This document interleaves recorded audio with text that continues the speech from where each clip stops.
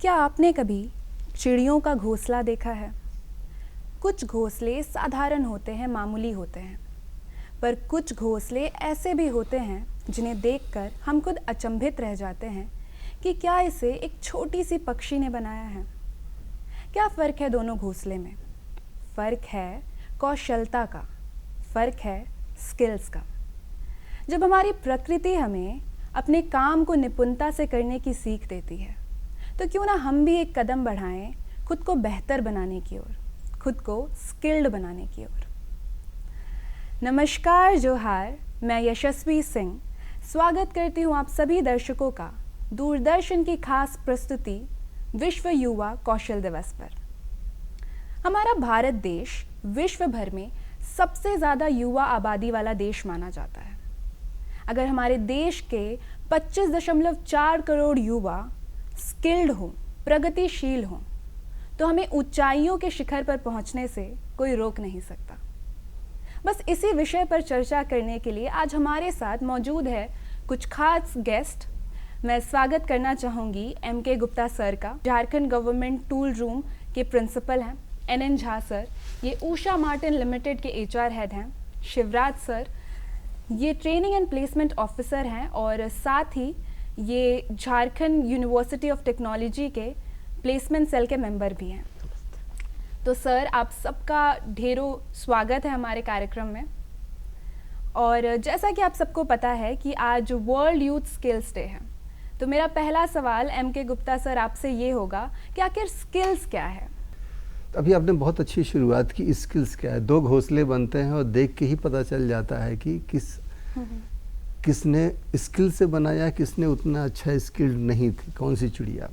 बिल्कुल यही चीज़ हम सभी मनुष्यों पर भी लागू होती है कि देखिए, सभी लोग पढ़ाई करते हैं, सभी लोग सीखते हैं, लेकिन एक करने के तरीके में इस तरह से हो कि रिजल्ट में साफ फर्क पता चले कि क्या हमने किस तरह से बनाया। रिजल्ट ही बता देता है। जैसे हम लोग अपने वर्कशॉप में जॉब्स बनाते हैं, प्रोडक्शन में काम करते हैं, तो एक जॉब होता है जो एक्सेप्ट होता है, दूसरा जॉब रिजेक्ट भी हो जाता है। तो कहीं न कहीं उसमें जो स्किल होता है वो अपना एक इम्पॉर्टेंट रोल अदा करता है। जैसा कि आपने बताया मेरे परिचय में, झारखंड गवर्नमेंट टूल रूम जो कि टाटी सिलवे है, मैं वहाँ से हूँ।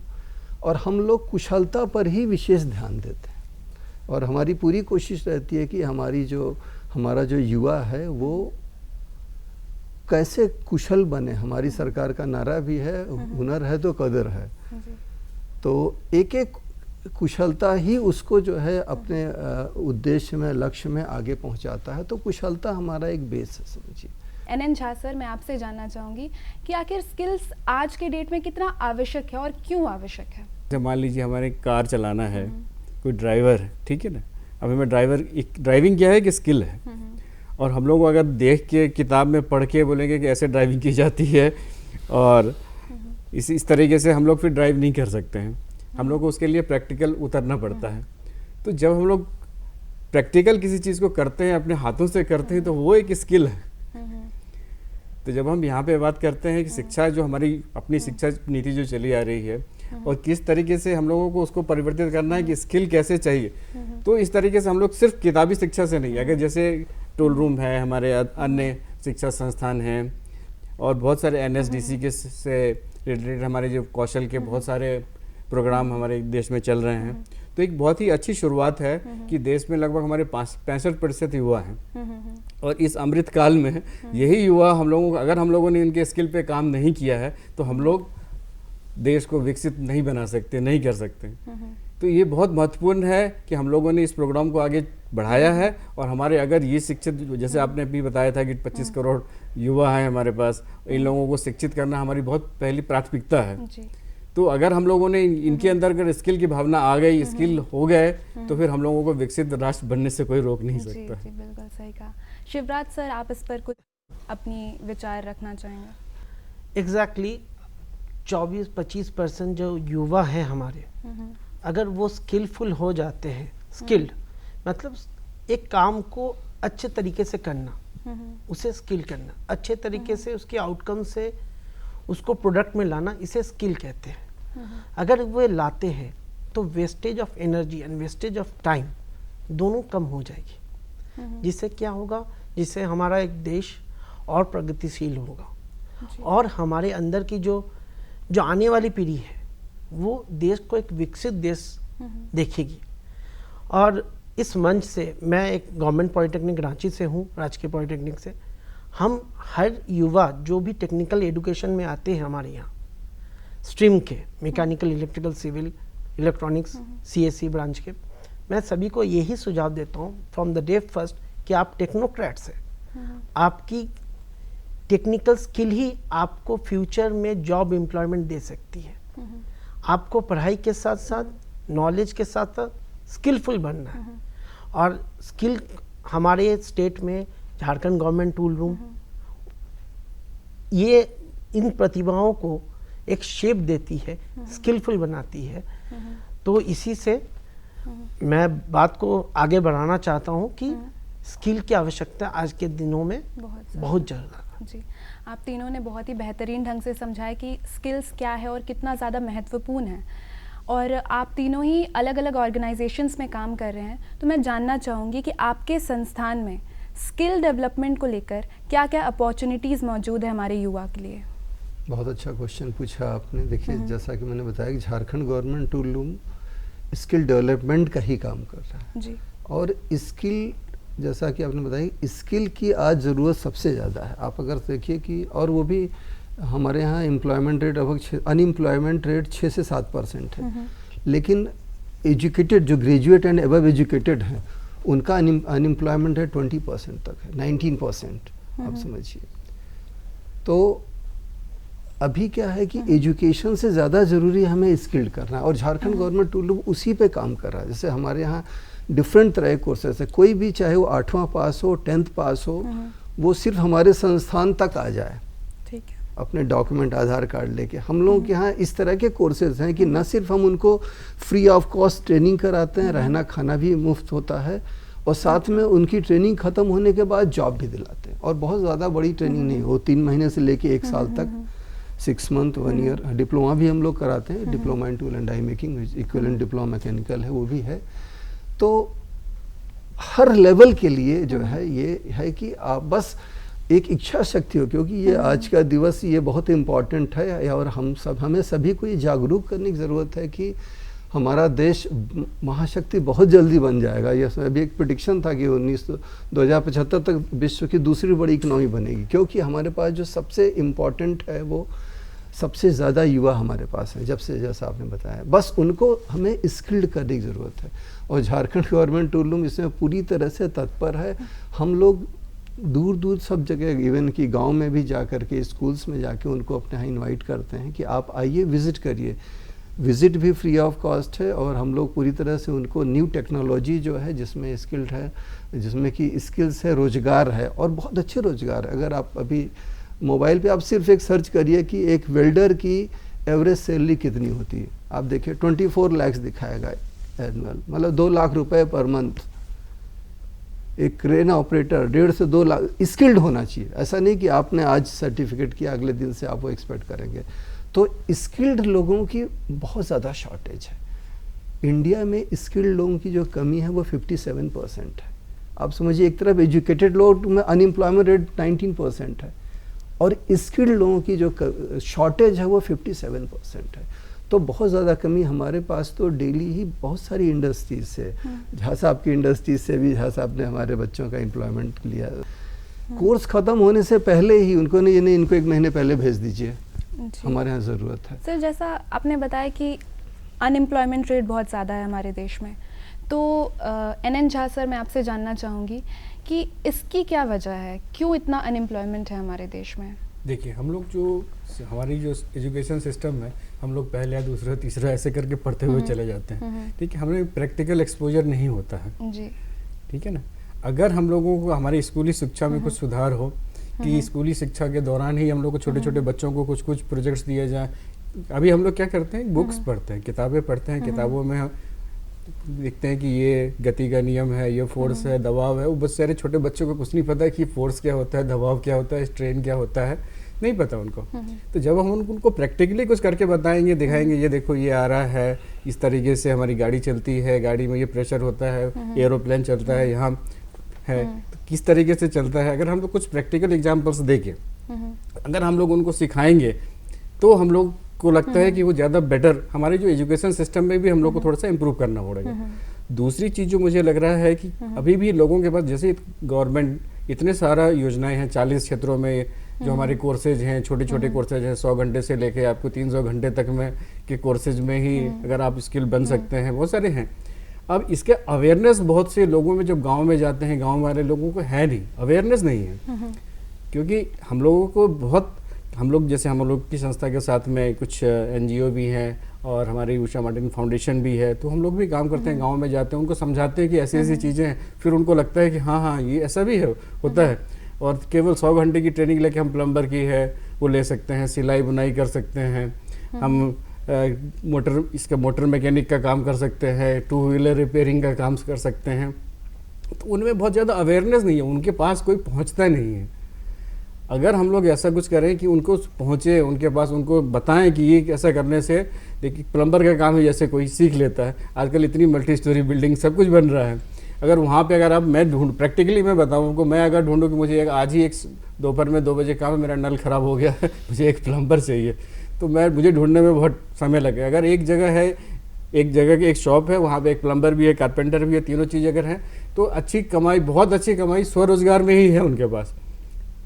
इंडस्ट्री की तो बात ये अलग है कि इंडस्ट्री है, अगर बहुत कम इंडस्ट्री, हमारी झारखंड में अगर बात लें तो इंडस्ट्री बहुत कम है।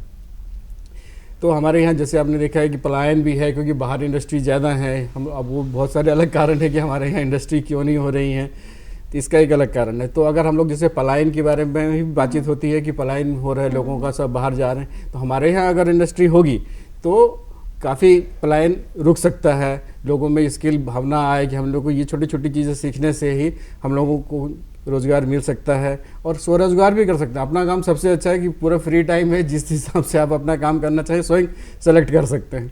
तो अगर हम लोग इस तरीके का एक जन आंदोलन टाइप से होगा कि सब लोगों को पता चले कि ये यहाँ पे है, ये ट्रेनिंग करके हम लोग अपना जीविका चला सकते हैं, हम अपने बच्चों के लिए कुछ कर सकते हैं, हम अपने परिवार के लिए कुछ कर सकते हैं, तो एक इनिशिएटिव लेने की ज़रूरत है।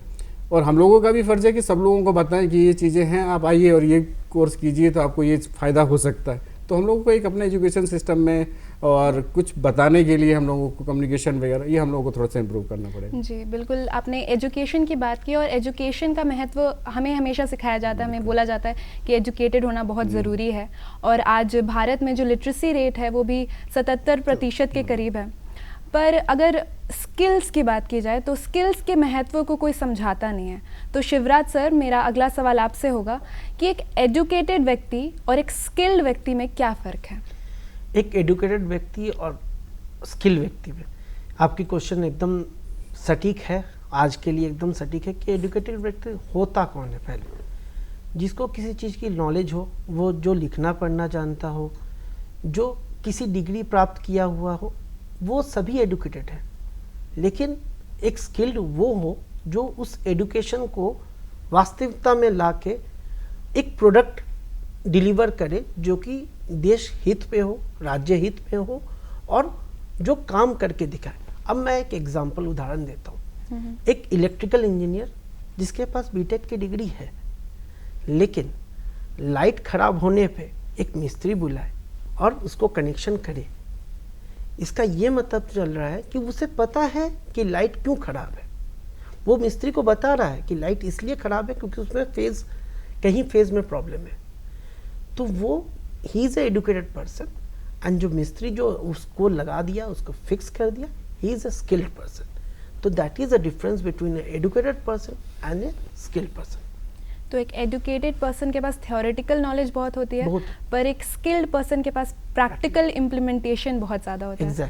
तो स्किल्ड होना बहुत ज़रूरी है, साथ ही एजुकेटेड होना भी, दोनों ही पैरेलल होनी चाहिए। पर एक विद्यार्थी का अधिकतर समय स्कूल या कॉलेजेस में ही बीतता है, तो ऐसे में क्या एजुकेशन सिस्टम में कुछ बदलाव आने चाहिए कि हम स्किल्स की तरफ भी आगे कदम बढ़ाएं? तो क्या बदलाव आने चाहिए एजुकेशन सिस्टम में? बिल्कुल सही पॉइंट। अब हम लोग मुद्दे पे आए हैं कि होना क्या चाहिए। प्रॉब्लम्स तो सारी हैं।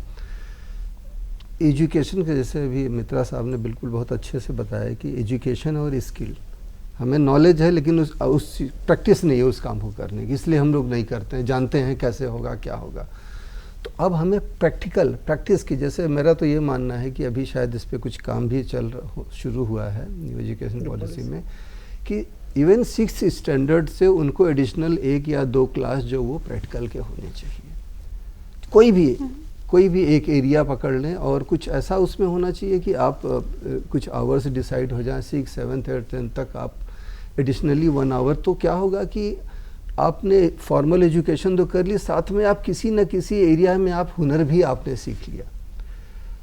तो ये बहुत ज़रूरी है जो है कि है। और अभी मैं उसमें जोड़ना चाहूँगा, अभी झा साहब ने पलायन की बात की, तो ये हमारा जो झारखंड प्रदेश बहुत ही समृद्ध है, लेकिन यहाँ की रिक्वायरमेंट के हिसाब से अगर हम लोगों को स्किल्ड करें तो हमें कोई दिक्कत नहीं होगी। अगर इतनी इंडस्ट्रीज़ यहाँ नहीं भी हैं तो भी जो है पलायन की समस्या रुक सकती है, बहुत अच्छी तरह से लोग जो है अपना जीवन यापन कर सकते हैं। मैं आपको एक छोटा एग्जांपल दूंगा। हम लोगों ने MOU किया है टीवीएस मोटर कंपनी के साथ, और हम लोग मोटरसाइकिल सर्विस रिपेयरिंग की ट्रेनिंग देते हैं। हमारे जितने भी बैचेस निकले हैं, आपको बताऊं, सिर्फ 110 डीलर हैं और हर ज़िले में हैं। उनको मैंने बताया ना, स्किल्ड लोगों में ऑलमोस्ट 50% शॉर्टेज है। 4 टेक्नीशियन चाहिए तो उनको 2 ही मिलता है, और वो इंतज़ार करते हैं कि आपका बैच कब ख़त्म होगा। हमें लोहरदगा में चाहिए तो हमें चतरा में अपने डीलर को चाहिए, और उसमें से जो काफ़ी सारे लोग अपना वर्कशॉप खोल लेते हैं। इसी तरह से हम लोग बहुत सारे में स्टडी कर रहे हैं और काम कर रहे हैं कि किस तरह से हम लोग यहाँ के रिक्वायरमेंट, हमारा लाइवलीहुड बिजनेस इंक्यूबेशन सेंटर भी है कि हम लोग जो चीज़ें बाहर से, गुजरात से यहाँ आ रही, बाहर से आ रही, वो हम यहाँ घरों में कॉटेज इंडस्ट्री के फॉर्म में डेवलप करके बना सकते हैं। जैसे इवन सॉक्स बनाने की मशीन हमने वहाँ लगाई हुई है और बनाना सिखाते हैं। टिश्यू पेपर बनाने की मशीन, पेपर प्लेट बनाने की मशीन, पत्तल धोना से पेपर प्लेट बनाना, इस तरह सी चीज़ों को सिखा करके हम लोग न सिर्फ पलायन की समस्या से को दूर कर सकते हैं, बल्कि उनको एक अच्छी जीवन यापन के लिए अच्छा इनकम भी दे सकते हैं। जी, बहुत अच्छा लगा ये सुन के कि इतनी सारी अपॉर्चुनिटीज़ हमारे झारखंड राज्य में भी उपलब्ध हैं। पर हमने एजुकेशन सिस्टम की बात की, साथ ही सरकार भी कुछ योजनाएं लेकर आ रही हैं, जैसे स्किल इंडिया मिशन है, वैसे ही प्रधानमंत्री कौशल विकास योजना। ये सारी जो योजनाएं हैं, इस पर क्या क्या अपॉर्चुनिटीज़ उपलब्ध है हमारे युवा के लिए, क्योंकि अक्सर लोगों को जानकारी ही नहीं होती कि इसमें होता क्या है, किस तरीके से हम स्किल्ड बन सकते हैं इसके थ्रू। तो मैं चाहूँगी शिवराज सर, आप थोड़ा हमारे दर्शकों को बताएं कि ये योजनाएं क्या हैं और इनमें क्या अपॉर्चुनिटीज़ हैं। इस योजना के तहत इसका 2 ही ऑब्जेक्टिव था, युवाओं को स्किल करना और अनएम्प्लॉयमेंट को कम करना। तो इसकी 4 पीढ़ी अभी तक हो चुकी है। KVVPI 1.0, कौशल विकास योजना 2.0, कौशल विकास योजना 3.0 और अभी कौशल विकास 4.0 आ गया।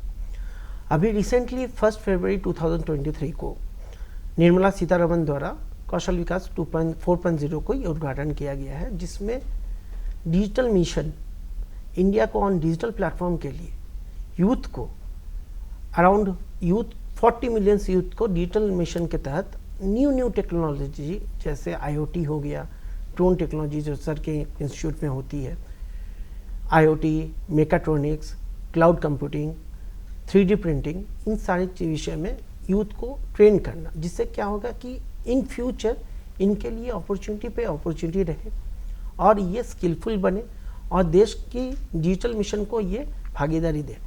इस योजना के तहत अराउंड 1.25 करोड़ यूथ लाभदायक हुए हैं, उनको ट्रेनिंग हुआ है, उनका सर्टिफिकेशन हुआ है।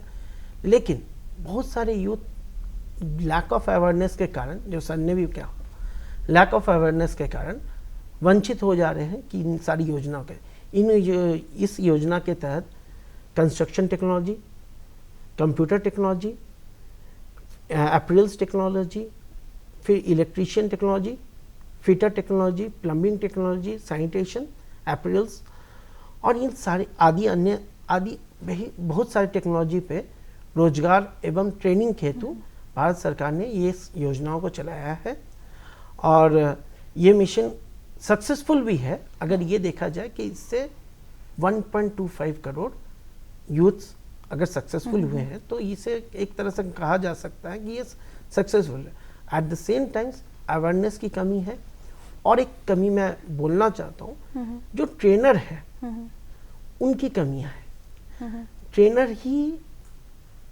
अच्छे से ट्रेन नहीं है तो यूथ को क्या ट्रेन करेंगे। जी, ट्रेनर से मुझे याद आया कि इस साल 2023 में वर्ल्ड यूथ स्किल्स डे का जो थीम भी है वो है skilling teachers, trainers and youth for a transformative future.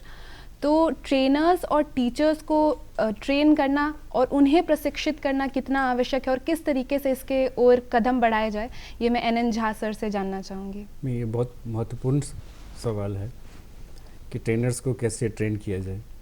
देखिए, जो ट्रेनर्स हैं उनके लिए तो बहुत ही ज़रूरी है कि आज की क्या क्या रिक्वायरमेंट क्या है, फ्यूचर की रिक्वायरमेंट क्या है, इंडस्ट्री की रिक्वायरमेंट क्या है, उनको सबको अपडेट होना पड़ेगा। आजकल इंडस्ट्री में क्या चल रहा है, क्या ट्रेंड है। जैसे मैं एक एग्जांपल ही लेता हूँ कि हम लोग अगर जैसे फैक्ट्री में, जैसे आजकल जनरल ट्रेड चलते रहते हैं, फिटर है, इलेक्ट्रिशियन है, डीजी मैकेनिक है, मोटर मैकेनिक है, इस तरीके से होता है। और अलग अलग डिपार्टमेंट। अभी एक और महत्वपूर्ण डिपार्टमेंट जो किसी भी इंडस्ट्री में रह जाता है वो होता है प्रोडक्शन डिपार्टमेंट बोलते हैं उसको, ठीक है। मेंटेनेंस के लिए फिटर मिल गया तो आपको इलेक्ट्रिशियन सब भी मिल जाते हैं, लेकिन प्रोडक्शन में एक ऑपरेटर होता है। अब ऑपरेटर में क्या होता है, उस ऑपरेटर को मल्टी स्किल होना होता है कि उसको थोड़ा मोटर के बारे में भी पता हो, थोड़ा सा वेल्डिंग के बारे में भी पता हो, थोड़ा सा इलेक्ट्रिकल सिस्टम के बारे में पता हो, फिटिंग का भी हो कि नट बोल्ट क्या है, कैसे स्क्रू वैसे नापते हैं, उसको किस तरीके से मेजरमेंट किया जाता है, उन सब की नॉलेज होनी चाहिए। तो जो ट्रेनर्स हैं उनको भी आजकल इंडस्ट्री के हिसाब से वो देखना पड़ेगा कि ये चीज़ें स्किल सबके साथ में थोड़ा थोड़ा चीज़ें आपको बताना पड़ेगा हम लोगों को। तो हम लोग भी अपनी इंडस्ट्री में जो हमारे ट्रेनर्स होते हैं इनको सब चीज़ों की नॉलेज उनको खुद पहले एक्वायर करते हैं कि हम लोग एक फील्ड में नहीं रहना है, फिटर का ही है तो फिटर के बारे में ही जानकारी मैंने ले ली, तो ऐसा नहीं है। तो हमको एक मल्टी स्किलिंग में जाना पड़ता है कि किस तरीके से थोड़ी थोड़ी चीज़ें आपको, अगर बेसिक चीज़ें फिटर हैं आप, ठीक है, थोड़े बहुत आपको इलेक्ट्रिशियन का भी नॉलेज होना चाहिए, मोटर्स के बारे में पता होना चाहिए, AC DC मोटर के बारे में पता होना चाहिए, PCB के बारे में पता होना चाहिए, कंट्रोल पैनल क्या होते हैं, क्या लाइट होती, तो उससे क्या होता है, एक सुरक्षित वातावरण बनता है, काम करने का सुरक्षित तरीका होता है, और उनका एक डेवलपमेंट बनता है कि किस तरीके से हम लोग इनोवेटिव बने और क्या इंडस्ट्री की रिक्वायरमेंट है, हम लोग उससे और आगे बढ़ें, खुद का स्वयं पढ़ के किस तरीके से हम लोग आगे बढ़ सकते हैं। तो एक बहुत ज़रूरी है कि जो ट्रेनर हैं वो इस डायरेक्शन में सोचें, उनकी भी ट्रेनिंग हो, वो लोग भी आएँ और देखें कि इंडस्ट्री की क्या रिक्वायरमेंट, उनको भी इंडस्ट्री विजिट करना चाहिए।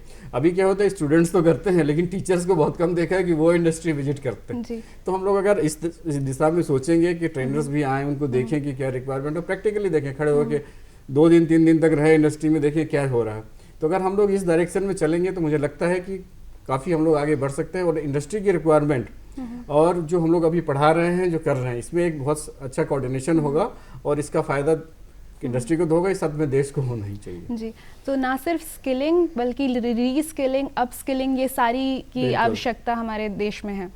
तो जब स्किल्स की बात हो रही है तो कौन कौन से ऐसे क्षेत्र हैं जिन पर स्किल्स डेवलप किया जा सकता है और इसका चयन एक युवा कैसे करे, ये मैं शिवराज सर आपसे जानना चाहूँ। तो युवा पे डिपेंड करता है वो क्या स्किल अपनाना चाहते हैं।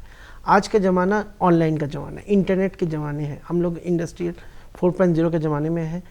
इंटरनेट की सुविधा उपलब्ध है, इंटरनेट से बच्चे क्या, अभिभावक भी इतने जागरूक हो चुके हैं कि वो समझते हैं कि आज की पीढ़ी किस तरफ जा रही है। पहले बीच में आप देखे होंगे कि कंप्यूटर साइंस का डिक्लाइन हो गया था रिसेशन के बाद, आज फिर देखिएगा कंप्यूटर साइंस का में बच्चों की वृद्धि आ रही है, इंटरेस्ट जग रहा है।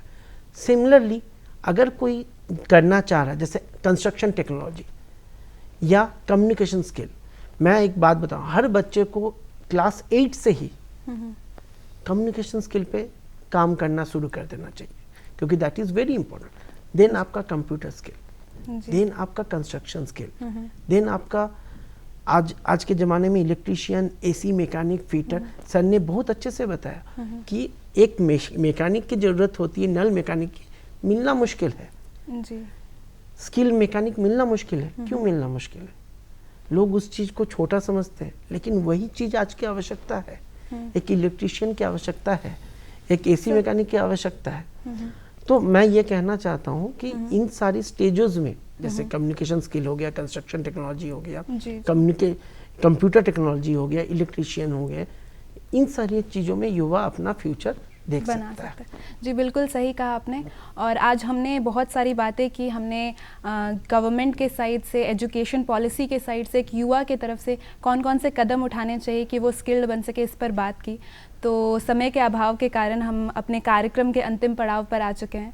तो मैं सर आप तीनों का ही बहुत बहुत धन्यवाद करना चाहूँगी कि आप हमारे स्टूडियो पर आए, आपने इतनी सारी जानकारियाँ हमें दी और हमारे दर्शकों का मार्गदर्शन किया। तो धन्यवाद। धन्यवाद आपको भी। आपको। आज वर्ल्ड यूथ स्किल्स डे है और आज हमने जाना स्किल्स के बारे में, हमने स्किल्स डेवलपमेंट के बारे में समझा और बहुत सारी अपॉर्चुनिटीज़ के बारे में भी जाना जो हमारे युवा के लिए आज मौजूद हैं। आशा करती हूँ कि आपको आज का कार्यक्रम पसंद आया होगा और आप स्किल्ड बनने की ओर सजग ज़रूर हुए होंगे। नमस्कार, धन्यवाद।